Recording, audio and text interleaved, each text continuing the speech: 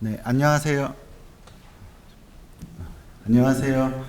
네, 이런 자리에서 발표를 하게 돼서 매우 영광스럽게 생각합니다.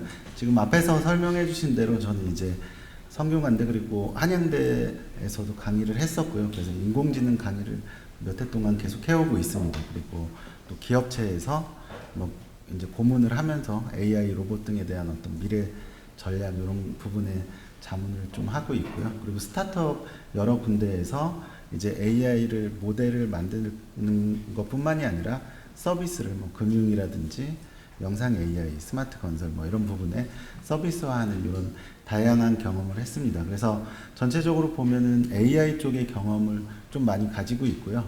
그리고 이제 최근에 뭐 챗GPT가 많이 이슈가 됐었는데 그 이후로 변화가 더 빨라졌다, 더 가팔라졌다는 생각이 듭니다.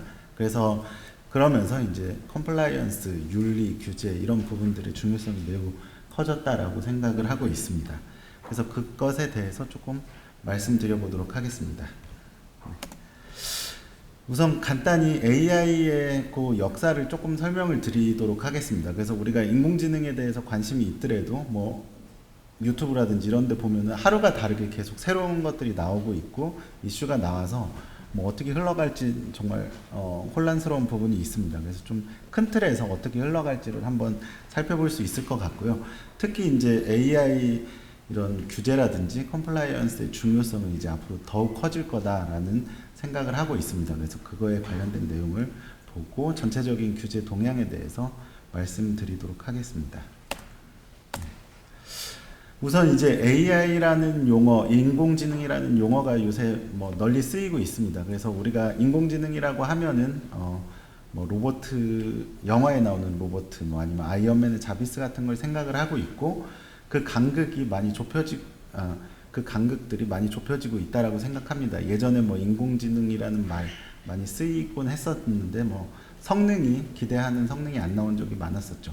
근데 최근에는 사람 말을 알아듣고 이런 부분들이 많이 올라와 있습니다. 그래서 인공지능은 원래 이제 학술적으로는 좀 폭넓은 용어라고 보시면 되고 이제 그런 중간에 이제 기계학습이라는 용어, 머신러닝이라는 용어가 조금 더 세부적인 그 내용으로 있었습니다. 그리고 최근에 이슈가 되는 많은 기술들, 그런 챗GPT나 뭐 생성형 AI의 이미지 만들어주고 이런 모든 것들은 현재 이제 딥러닝이라는 분야라고 이해를 하시면 됩니다.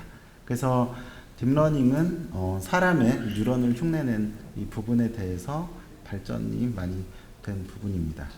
네, 그래서 어쨌든 이런 포괄적인 용어가 있고 이 인공지능의 역사는 사람들이 영화에서 될 것 같은 그 기대치가 점점 이루어져 가는 과정이라고 보시면 될 것 같습니다. 그래서 간략히 보면은 저도 정리하면서 이제 조금 놀랐는데 네, 1950년대 정도의 AI에 대한 기초가 좀 확립이 됐습니다. 그래서 인공지능이란 용어가 1956년에 처음 사용이 됐으니까 현재 70년이 안 된 상황입니다. 그래서 이 당시는 우리나라는 뭐 이제 해방되고 얼마 안 됐을 때겠죠. 근데 이제 컴퓨터의 좀 초기 단계였고 그때부터 뭐 앨런 튜링이라는 사람은 튜링 테스트를 제안하면서 컴퓨터가 많이 발전을 했을 때 사람하고 지능을 갖췄는지 어떻게 알아보지? 사람하고 구별할 수 없으면 지능을 갖춘 걸로 봐야 되지 않을까? 뭐 이런 튜링 테스트 제안을 했었고요. 그래서 1950년대에 그런 어떤 인공지능의 기초가 확립이 되면서 이제 좀 꿈에 부풀었었습니다. 그래서 뭐 우주, 그 여러 가지 기술들이 꿈에 부풀게 되면서 이제 전문가 시스템 개발을 많이 합니다. 그래서 컴퓨터 지금 생각해 보면 현재 스마트폰보다 훨씬 안 좋은 성능인데 그 당시 이제 전문가 시스템을 이런 컴퓨터로 해보자라는 것들이 생기고요. 그래서 꿈에 부풀었던 60년대, 70년대가 지나갑니다. 그러면 이때는 어떻게 했냐면 결국에 사람이 경험 기반, 규칙 기반으로 그냥 일일이 다 만들어줬던 코드라고 생각을 하시면 될 것 같습니다. 그래서 초창기에는 전문가 시스템이다 하고 꿈에 부풀었지만 그러면 그 다음에 따라오는 건 항상 사람들은 그 영화 같은 좀 높은 기대치가 있을 텐데 생각만큼 똑똑하지 않다. 사실 멍청하다.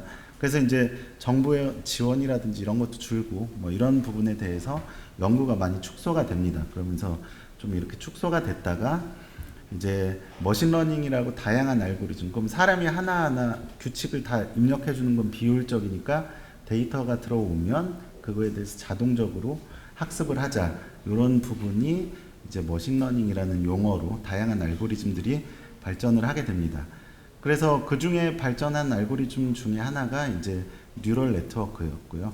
그래서 뉴럴 네트워크는 사람의 뇌에 있는 뉴런을 수학적으로 더하기 곱하기로 만들어낸 것입니다. 그래서 우리가 행렬, 매트릭스라고 하는 매트릭스 연산을 통해서 우리가 지금 보는 것들을 수학적으로 이제 뭐 챗GPT라든지 이런 AI 서비스들은 실제로 내부에서는 행렬 연산을 하는 부분이고요.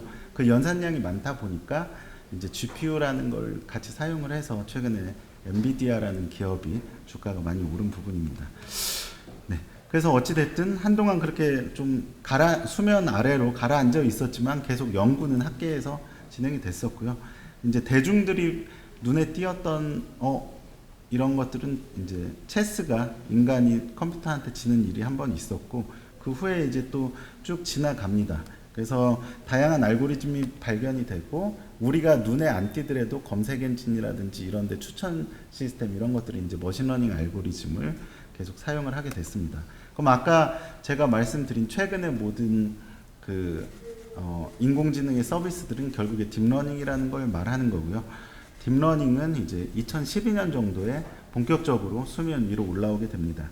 그래서 여러 알고리즘 중에 뉴럴 네트워크라는 알고리즘이 그 전까지는 뭐 성능이 막 좋다 이런 건 아니었습니다. 그래서 이론적으로 봤을 때 훌륭한 가능성이 있어 보임에도 실제 성과가 뭐 그렇게 좋게 안 나왔던 부분을 이제 2012년에 알렉스네 이미지 인식하는 분야에서 딥러닝을 가지고 우승을 하게 됩니다. 그때 제프 린튼이라는 교수가 이걸 만들었는데 이때 이제 GPU를 써가지고 파라미터 개수 늘리고 이런 거 훈련을 했던 거예요. 그래서 2012년에 이제 이런 인공지능 관련 뭐 이런 알고리즘 관련 하던 사람들은 딥러닝의 성능이 엄청 좋구나, 그거를 활용할 수 있겠구나라는 거를 이제 눈을 좀 본격적으로 뜬다라고 생각을 합니다. 그래서 지금 보시면은 이제 현재 가장 이슈가 되는 오픈 AI가 2015년에 설립이 됐었고요. 2016년에 알파고가 또 한 번 충격을 줬었죠. 그래서 이제 이세돌이 졌고 그 이후에 알파고 버전이 더 나오면서 이제는 사람이 바둑으로 컴퓨터랑 싸우려는 생각 자체가 이제 사실은 없어졌습니다. 그래서 마지막으로 바둑을 이긴 사람이 이제 이세돌로 남게 되었습니다. 한 판을 이겼지만. 그래서 지금 2012년 이후에 나온 알고리즘들 뭐 이런 것들은 다 딥러닝이라는 걸 기반으로 진행이 되게 됩니다. 그래서 이제 여기까지 봤을 때 잘 놀랍다까지는 왔지만 이제 일반 대중들이 막 느끼는 거는 좀 적었어요. 그래서 이제 일반 사람까지 영향을 미친 건 결국에 챗GPT라고 보고 현재 이제 계속 비슷한 류의 경쟁 제품들 서비스들이 나오고 있는 상황입니다. 그래서 그게 2022년이었고 네, 지금 그래서 다양한 빠른 발전이 이루어지고 있다. 그러면 아까 이제 설명드린 것처럼 한 70년 정도 특히 최근에 눈부신 발전이 이루어지고 있는 상황입니다. 약간만 그냥 아주 중요한 개념만 조금 언급을 해 드리도록 하겠습니다. 그래서 아까 이제 말씀드린 것처럼 사람의 뉴런이라는 게 이제 뭐 뉴런 간의 연결이 많이 학습됨에 따라서 뭐 두꺼워지고 가늘어지고 뭐 이런 부분이 있습니다. 그래서 그거를 수학으로 한 부분이고요. 그래서 지금 오른쪽에 있는 거는 간단한 매트릭스 식입니다. AX 더하기 B 같은 겁니다. 그래서 여기 그 W라는 게 가중치 계산을 이제 데이터랑 이런 걸 학습함에 따라 바뀌는 구조예요. 그래서 이게 가장 최소 단위고 실제로는 그냥 더하기 곱하기로 이루어진 계산의 심플한 계산입니다. 근데 이제 이걸 이렇게 사용 안 하고 아마 뭐 이제 이쪽 분야에 대해서 뭘 보시면 관심 있으신 분들은 이런 류의 그림을 좀 봤을 거예요. 그래서 이걸 한 개로 쓰는 게 아니고 여러 개를 쓴다. 그래서 여기에 이렇게 인풋 레이어 히든 레이어 뭐 이렇게 적혀 있는데 레이어라는 게 이제 한 층인데 이게 매트릭스 행렬 하나씩이다 뭐 이렇게 생각하시면 됩니다. 그래서 지금 여기에 특징을 보시면 다 연결 때문에 상당히 많은 연결이 돼요. 그래서 층이 깊어진다. 여러 층을 쌓게 되면 그게 딥 뉴럴 네트워크고 저희가 말하는 딥러닝인데 연산량이 기하급수적으로 증가하는 특징을 가지게 됩니다. 그래서 대신에 할 수 있는 것도 많아진다. 이렇게 생각을 하시면 되고 또 많은 이런 연결에 대해서 학습을 하기 위해서는 빅데이터, 큰 데이터가 필요하다. 이렇게 보시면 될 것 같습니다. 그래서 이 부분이 이제 아까 이미지 인식 2012년에 보고 이제 가능성이 크다라는 부분이 이제 인정이 돼서 빠른 발전을 시작을 합니다. 그래서 기존의 머신러닝의 다양한 알고리즘들이 있었지만 압도적으로 딥러닝 활용도가 높아진 부분이고요. 근데 이제 조금 또 생각을 했어요. 이제 이미지 분류를 하고 이런 걸 보니까 사람들은 예를 들면 질문에 저 이 사진을 보고 저 테니스 선수가 뭘 들고 있습니까? 뭐 어떤 색깔의 뭐 옷을 입고 있습니까? 뭐 예를 들면 이런 질문이 있을 때 사람들이 어디 쳐다보는지를 이제 그 연구실에서 실험을 했어요. 눈이 어디를 쳐다보고. 그래서 그런 부분을 비슷하게 유사하게 하고 싶어서 말을 이해하는 걸 만들고 싶어서 이제 초기 연구에서 그런 걸 조사를 해서 어텐션이라는 개념을 집어넣습니다. 그래서 예를 들면 질문에 이건 무슨 게임을 하는 중인가요? 하면은 여기 좀 푸른색으로 되어 있는데 색깔이 잘 안 나오는데 라켓 쪽에 이렇게 집중이 되도록 이런 어텐션이라는 개념을 넣게 됩니다. 그래서 이제 이 어텐션이라는 개념이 최근에 챗GPT가 쓰는 그 GPT라는 게 이제 제너러티브 프리트레인드 트랜스포머고요. 그래서 뭐 그 트랜스포머라는 구조의 핵심이 요 어텐션 개념을 많이 활용한다. 동일한 건 아니지만 러프하게 말할 때. 네. 그래서 요 어텐션이라는 개념, 그래서 뉴럴 네트워크도 사람을 좀 흉내냈고 어텐션도 사람을 좀 흉내낸 아이디어에서 출발이 됐고요. 그러면서 성능이 많이 좋아지게 됩니다. 그래서 이제 그 성능이 좋아지는데 최근에 급격히 성능이 더 좋아지고 있고 그 특징 중에 하나는 결국에 GPT라는 모델이 우리가 알려진 게 한 3 정도, GPT-3인데요. 그때 보면은 파라미터 수 추정치인데 3,500억 개의 파라미터, 아까 이제 기하급수적으로 쓰인다고 했으니까. 그래서 1,750억 개 정도 3가. 그래서 그 전까지 보면 얼만큼 늘려야 될지 몰랐어요. 늘리면은 좋은데, 근데 오픈 AI에서 아예 파라미터 확 늘리고 엄청 대량 데이터 학습을 합니다. 그러다 보니까 이제 이런 모델들 개발하는데 돈이 많이 들어가게 되는 부분이고요. 그래서 최근에 나온 모델들은 다 파라미터 수가 좀 크다. 그리고 일반 어떤 스타트업이나 연구실에서는 이걸 독자적으로 훈련시킨다기보다 이런 모델들을 가져다 활용한 뭐 추가적인 서비스라든지 이런 걸 또 더 개발을 할 수가 있습니다. 그래서 이제 이런 트렌드를 보면은 그 레이 커즈와일이라고 이제 상당히 유명한 미래 학자고요. 그래서 90년대 뭐 컴퓨터가 어디까지 발전할지 뭐 이런 얘기를 하면서 특이점이 온다. 뭐 이런 책이 이제 유행을 했었습니다. 그래서 그 나중에 사람의 뇌를 뭐 컴퓨터에 업로드할 수 있을 거다. 뭐 이런 걸로. 그래서 트랜센던트라는 영화도 나오고. 근데 어찌 됐든 요 사람이 예측한 건 결국에 기하급수적으로 빨라진다라는 부분이었고요. 그래서 무어의 법칙 같은 걸 이제 인공지능에 적용을 해서 본다라고 하면은 결국에 뭐 조만간 사람을 넘어서지 않겠느냐. 그럼 예전엔 이게 먼 미래였어요. 근데 지금 챗GPT를 뭐 AGI라고 부르는 그냥 일반 인공지능, 사람 수준의 인공지능은 아직은 아니다라고는 보고 있습니다. 근데 몇 년 뒤엔 될 거야라고 뭐 예를 들면 앨런 머스크나 뭐 오픈 AI의 샘 알트먼이나 이런 사람들도 이제는 그게 막 먼 미래를 예측한다가 아니라 몇 년 안에 사람 수준의 인공지능이 될 거다라고 보고 있고 챗GPT 역시 22년 말에 나와서 지금 얼마간 시간이 지나는 동안에 기능이 계속 업데이트 됐습니다. 그래서 처음에는 그 메모리 기능 같은 것도 없었어요. 근데 지금은 이제 유료 버전 뭐 쓰고 하면은 이거 기억해줘 하면은 기억을 하도록 만들었습니다. 그래서 개인 맞춤형으로 가겠다 이런 생각을 좀 하고 있습니다. 그래서 너무 빨리 되고 있고 그뿐만 아니라 뭐 메타나 구글이나 경쟁사들이 나오고 뭐 이런 부분들 때문에 상당히 빨라질 거고 사람 수준이 되면 이제 AI가 연구해서 더 개발을 시킬 수 있겠죠. 그래서 나중에 강인공지능 뭐 이런 부분으로 가지 않겠냐라고 보고 있는 상황입니다.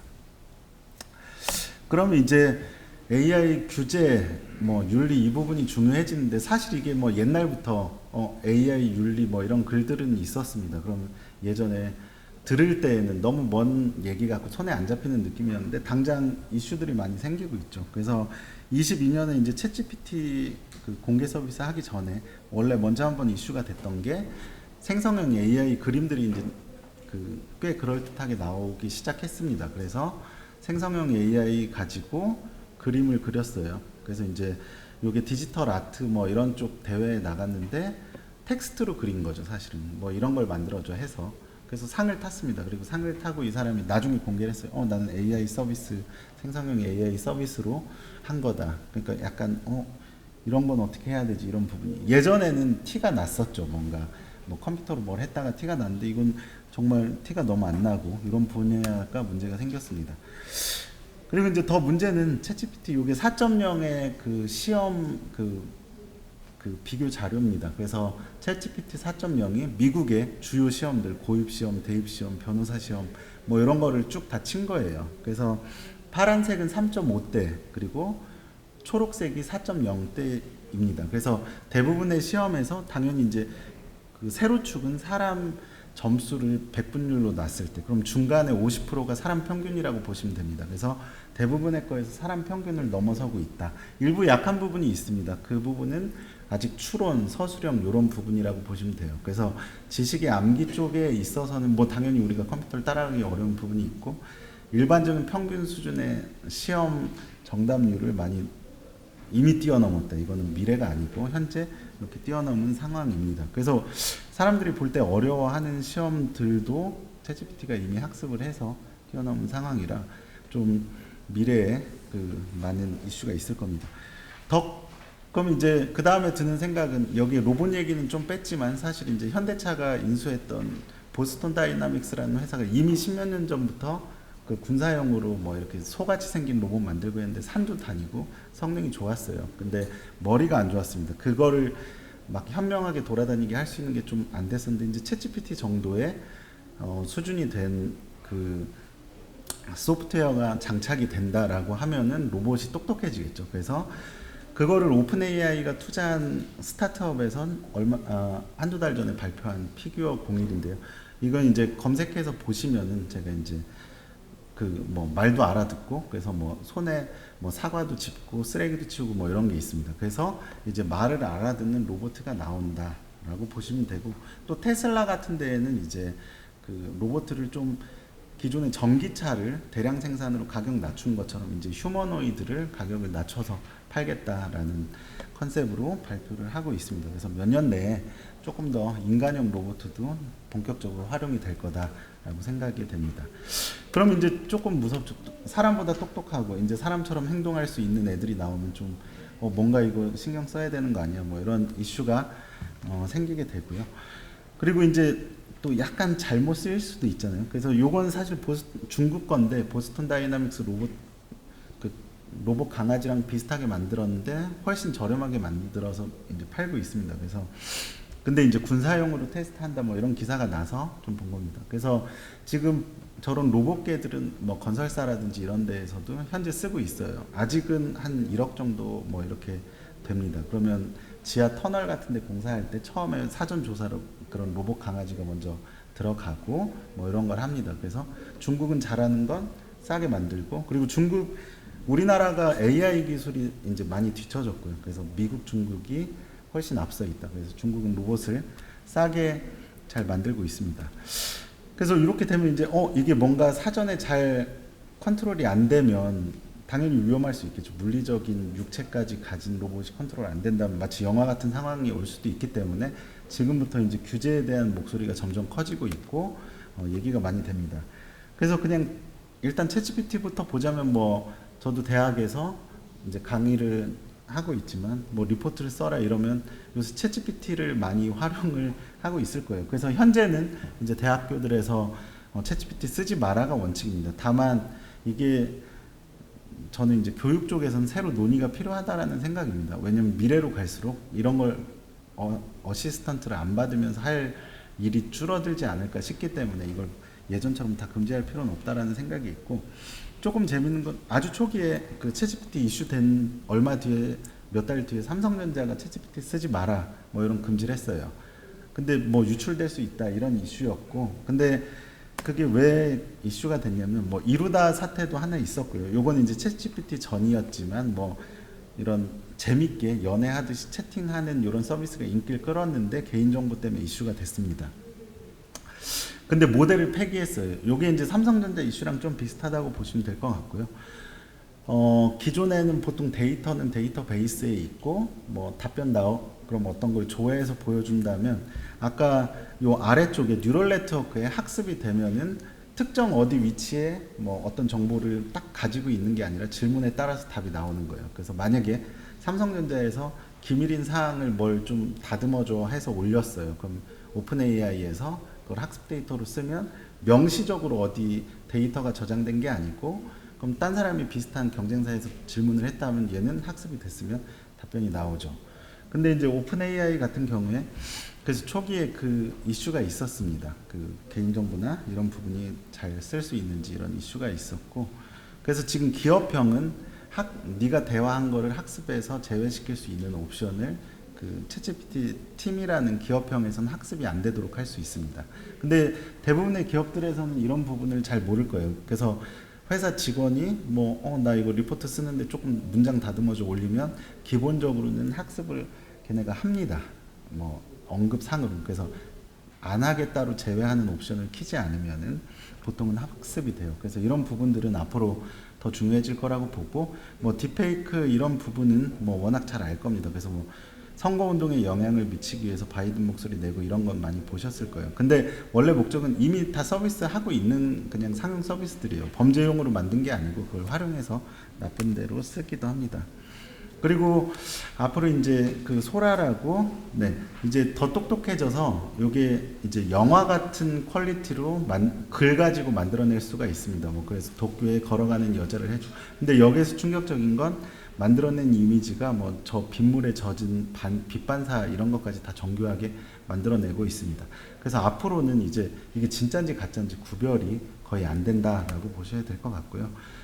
기분상으로 별론 거, 뭐 우리가 채용을 거른다 할 때 어떤 기준으로 모든 회사가 거르겠지만 인공지능이 한다. 그리고 예전에 이 하이어뷰라는 데는 아예 면접 영상까지 AI로 평가해 주겠다 했다가 고소 당해가지고 그런 기능을 뺐습니다. 근데 AI로 평가해 준다가 좀 찝찝하니까 사람이 AI한테 종속당하는 느낌을 주니까 근데 사실은 뭐 규칙 가지고 하긴 했었죠. 근데 그런 부분에 대해서 이제 뉴욕시가 AI 채용을 하면은 뭐 다 감사하고 로그 남기고 이런 걸 해라 이런 기준들을 줍니다.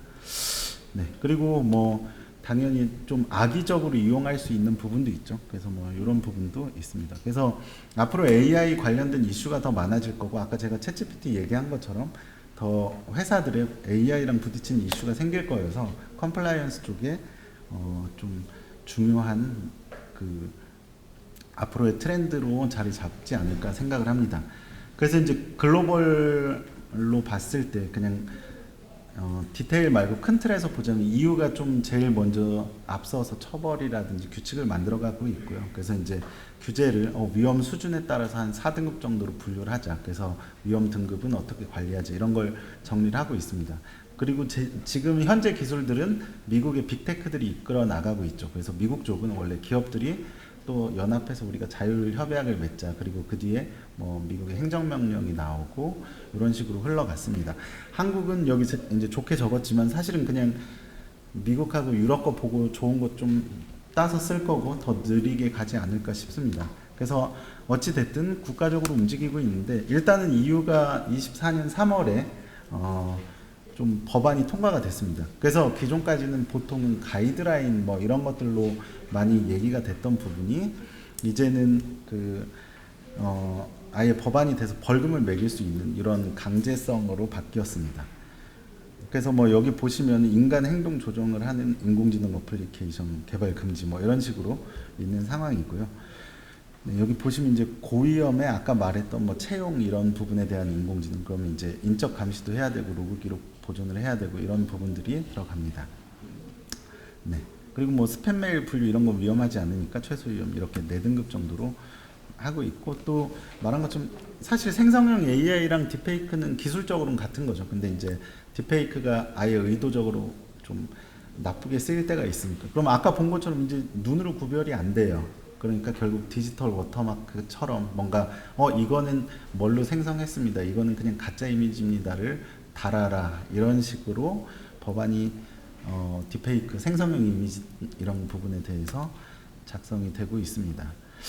그리고 미국 쪽 보면은 작년 여름이죠. 그래서 자율협약을 이제 기업들이 먼저 그 빅테크들이 모여서 먼저 협약을 했고 그 후에 더 여러 기업들이 참여를 했습니다. 그리고 행정부에서도 행정명령을 했고 미국이 그래서 이제 요거를 좀 통합해서 어떤 한 개의 기관에서 좀 처리하겠다 해서 AI 안전 및 보안 이사회 설립이 바로 지난 몇 달 전에 됐습니다. 그래서 지금 보시면은 뭐 이런 논의들이 되는 기간들이 막 그렇게 길진 않아요. 그러니까 최근 들어서 크게 부각이 되고 이슈가 되는 주제다라고 보시면 될 것 같습니다. 한국도 AI 기본법은 발의되어 있는 상태입니다. 근데 이제 국회에서 통과가 돼야 되고 뭐 이런 부분들이 또 뭐 정치적인 부분 아니면 디테일들에 대해서 이슈가 있어서 좀 싸우고 있는 부분이고요. 그래서 뭐 그렇다고 해서 이 AI 기본법이라든지 관련 법규가 통과가 안 되지는 않을 걸로는 생각하고 있습니다. 네, 그래서 지금 여기에서 보면 우리나라는 좀 과기정통부가 주관이 돼서 끌고 가려는 생각이 있습니다. 그래서 지금까지 좀 큰 영역에서 얘기를 했다라고 치면은 그럼 만약에 컴플라이언스나 도대체 뭘 해야 되냐 이런 부분이 있을 건데 결국에는 아까 인공지능이 꽤 복잡해졌기 때문에 얘가 왜 이 결과를 냈는지 잘 모르고 이런 부분이 많이 있습니다. 그래서 뭐 투명성 이런 부분 왜 이렇게 했는지 알고 싶다 이런 게 좀 있고요. 또 어떤 가버넌스적인 측면에서 AI 문제 일으켰을 때 뭐 개발자, 뭐 팀장, 이런 어떤 가버넌스 구축이 좀 필요합니다. 그래서 지금 빅테크들은 자체적으로 이런 컴플라이언스를 갖추고 있다, 거버넌스를 갖추고 있다라고 공식적으로는 하지만 기업의 특성상 내부적으로 컴플라이언스랑 좀 이렇게 티격태격하는 이슈들도 있는 것 같습니다. 그래서 이런 부분에 대한 리스크를 사전에 식별을 하고 거기에 대한 어떤 논의가 필요합니다. 그리고 이제 큰 틀에서 보면 사람이 하는 어떤 거버넌스 프로세스를 만들어가는 거, 그리고 하나는 이 툴을 모니터링할 수 있는 툴을 쓰는 거겠죠. 그래서 예를 들어 여기에 그 뭐 고양이가 이 사진에 고양이가 있어 해서 예스 할 때 예를 들어 개를 보고 예스를 하면 안 되니까 이 답을 왜 했는지 표시해 줄 수 있는 이런 설명 가능한 AI를 만들어 가는데 지금 그 왼쪽 건 이미지니까 시각적으로 직관적으로 이해가 되지만 오른쪽은 이제 언어 모델에 대한 이런 이해를 돕기 위한 어떤 분석 같은 건데 사실 좀 어렵습니다. 아직까지. 그래서 이 부분이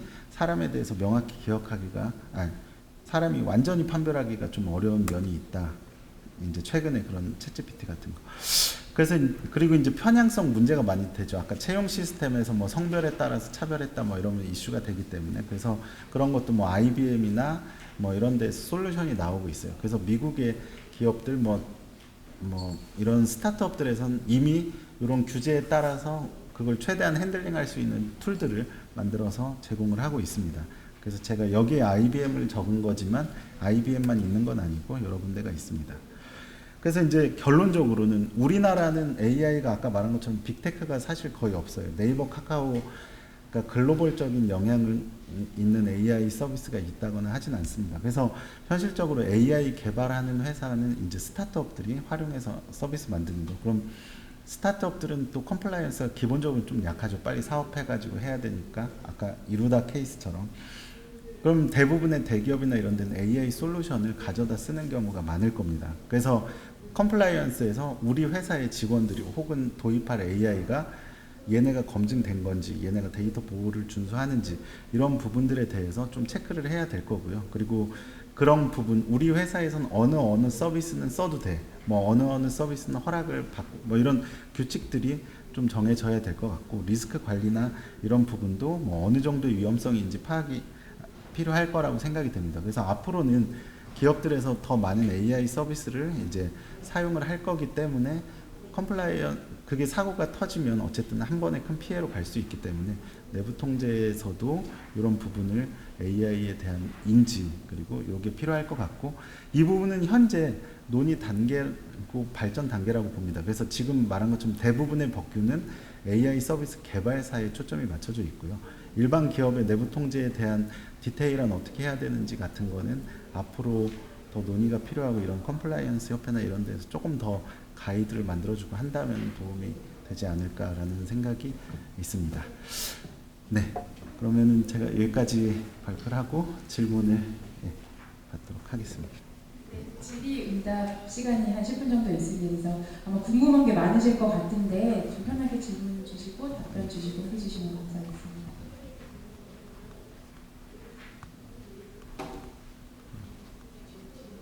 네.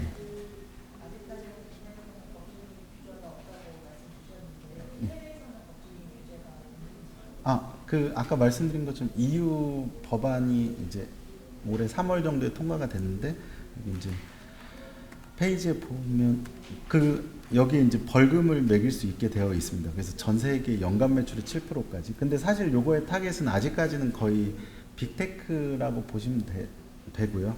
근데 어찌 됐든 이제 기존의 대부분 건 뭐 가이드라인 조금 좀 뜬구름 잡는 느낌이었다면 이제 구체화가 되고 법규화가 진행되고 있다고 보시면 됩니다. 예.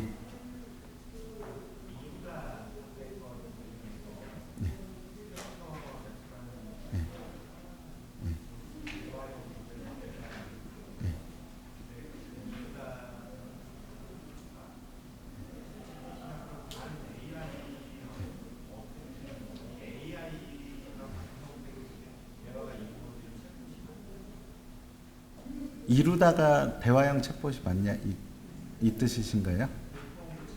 예, 예, 예. 네. 예.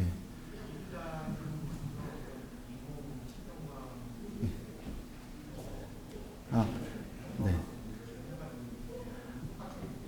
아니, 지금 아까 잠깐 이루다가 챗GPT보다 먼저 나왔었던 걸로 기억을 하거든요. 그래서 지금 챗GPT 3 나오기 전까지는 사실 이제 언어 모델들이 되게 멍청했습니다.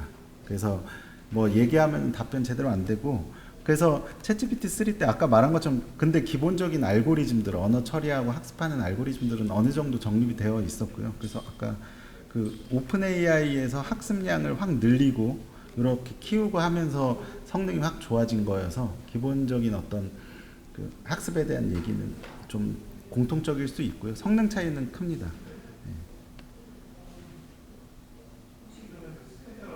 예. 예. 예.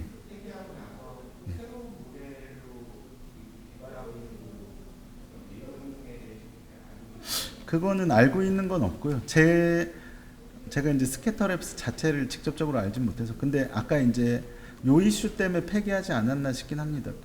이 부분. 그래서 만약에 이게 개인정보가 데이터베이스에 따로 있으면 뭐 특정 걸 삭제하면 되는데 학습이 돼 있으니까 이 네트워크 상에 이게 있는 식이 되거든요. 질문 던지면 나오니까 삭제로 처리가 안 돼서 아마 폐기되지 않았나 싶고, 여기가 그 후에 딱히 이렇다 할 기사가 많지 않은 걸로 봐서 스타트업이다 보니까 한번 휘청하면서 지금 어려운 시간을 겪고 있지 않을까. 그 사이에 또 챗GPT라는 엄청난 게 나와버리고 약간 그렇게 보고 있습니다.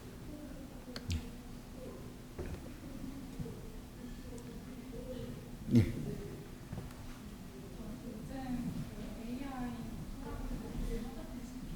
예. 네, 일단 잘 들었고요. 네.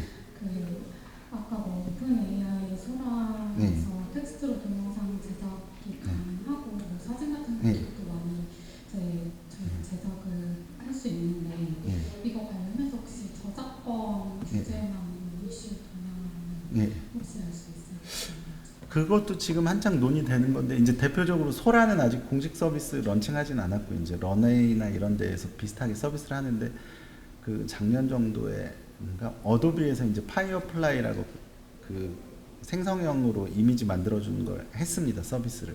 그럼 그 저작권이 나한테 소송이 걸리면 골치가 아프잖아요. 나는 그걸 써서 만들었는데 누군가가 내 거랑 비슷해서.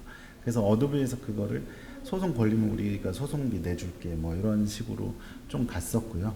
그래서 아마 지금 법적으로는 계속 논의가 더 명확치는 않은 것 같아요. 우리도 어떤 저작권에 대해서 이게 무조건 베꼈다 아니다가 좀 모호한 것처럼. 그래서 제 생각으로는 생성형 AI들은 그냥 계속 가긴 갈 것 같아요. 뭐 그 자체. 예.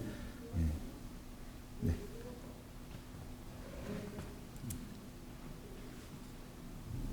네.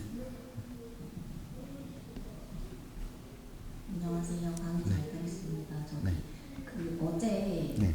그 구글이나 MS에서 AI 급증된 수요로 전력량이 엄청 늘어나서 네. 선도 배출량이 늘어났다는 기사가 있었는데요. 아까 네. 규제 부분에 그런 네. 부분은 네. 규제되어 있지 않았던 것 아, 같아요. 네. 선진국에서는 그런 규제, 탄소 배출이라든지 이런 거에 대한 규제를 한다는 내용이 따로 있나요?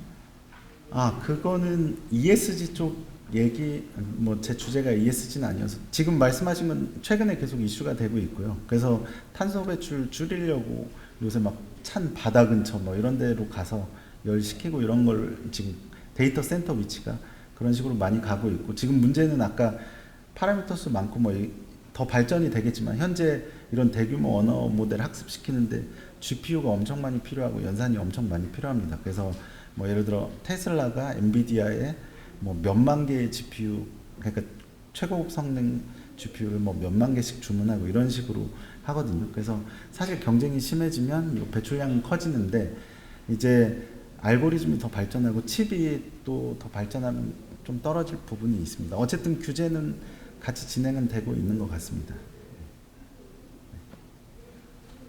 예. 아까 삼성 원장 얘기해 주셨지만 네. 기업들마다 이거 네. 쓸지 말지는 고민이 많은 것 같고 예. 향후에 어떻게 반응이 진행될지. 예, 그거는 이제 두 가지인데요. 하나는 이제 챗GPT에서 그거 우리 거 쓰면 데이터 학습 안 할게. 요게 이제 그 지금 챗GPT에 보면 팀 서비스 프라이싱에 보면 팀이라고 있습니다. 그럼 거기서 뭘 할 수 있냐면 당연히 이제 뭐 조금 더 횟수 뭐 제한 이런 게 조금 더 덜하고, 또 하나는 기록 안 남기는 옵션하고, 또 하나는 학습 데이터 제외하는 옵션. 그래서 그냥 개인적으로 아무 생각 없이 챗GPT를 쓰면 유료도 기본적으로는 걔네가 학습 데이터로 쓸 수 있다라고 보시면 됩니다. 그래서 이제 기업이 그게 문제가 되는 부분이 있고요. 또 하나는 그럼 기업 데이터를 진짜 추가 학습을 하면 더 잘할 거잖아요. 그러면 그런 건 이제 메타 같은 데에서 공개한 뭐 오픈 소스를 가져다가 이제 아예 자체적으로 만들 수가 있습니다. 그래서 근데 이제 그러려면 좀 대기업 위주겠죠. 그리고 이 만드는 기술도 계속 몇 달마다 더 새로운 모델 나오고 해서 사실은 첫 번째 버전을 쓰는 게 일단은 효율적인 것 같긴 합니다. 근데 이제 믿어야죠. 네.